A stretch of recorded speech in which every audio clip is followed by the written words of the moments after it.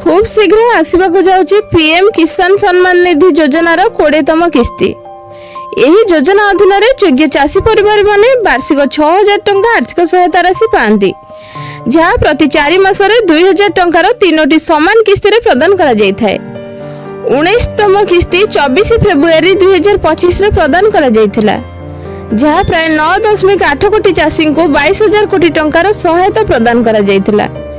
एही योजना सही चाषी परिवार मानक पई उद्दिष्ट जो मानकर निजर इनकम 10,000 ठारू कम, पेंशन पाउथुवा व्यक्ति, डाक्तर, इंजीनियर को भली पेशादार व्यक्ति एवं प्रतिष्ठानिक जमीधारी एही योजनार लाभ पाई परिवे नाही। 20तम किस्ती पाइबा पई चाषी मानक निम्नलिखित प्रक्रिया संपूर्ण करबा आवश्यक। पीएम किसान पोर्टल ले ओटीपी आधारित ई-केवाईसी किंबा निकटतम साधारण सेवा केंद्र माध्यम बायोमेट्रिक आधारित ई-केवाईसी करबा बाध्यतामूलक। पीएम किसान मोबाइल एप्लिकेशन रे मुह आधारित ई-केवाईसी मध्ये उपलब्ध रही। आधार सह बैंक अकाउंट लिंक, चाषी मानक निज बैंक अकाउंट आधार सह लिंक करबा को पड़िबो। जमी जांच, जमी रेकर्ड जांच करबा आवश्यक।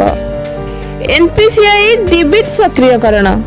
कृषि मंत्रालय में 31 तारीख 2025 पर्यंत एक जातीय सैचुरेशन ड्राइव परिचालन करथिले, जहां समस्त योग्य चाषी को एही योजना रे अंतर्भुक्त करिया एवं उपरोक्त प्रक्रिया गुडी को संपूर्ण करबा को लक्ष्य रखिथिले।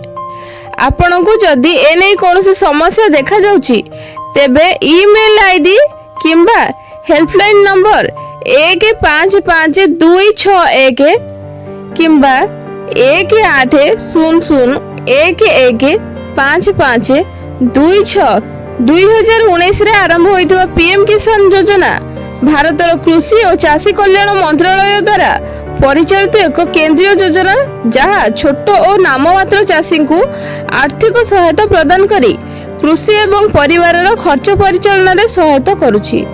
चाषी भाई मानक अनुरोध करा जाउछि जे सेमाने शीघ्र ई-केवाईसी एवं अन्य आवश्यकीय प्रक्रिया संपूर्ण करंतु, जहा द्वारा 20तम किस्तीर लाभ निर्विच्छिन्न भाव में पाई परिबे। खूब शीघ्र किछि सूचना रो जाना पड़िछि जे 20तम किस्ती जून मासरे आसीबा को जाउछि।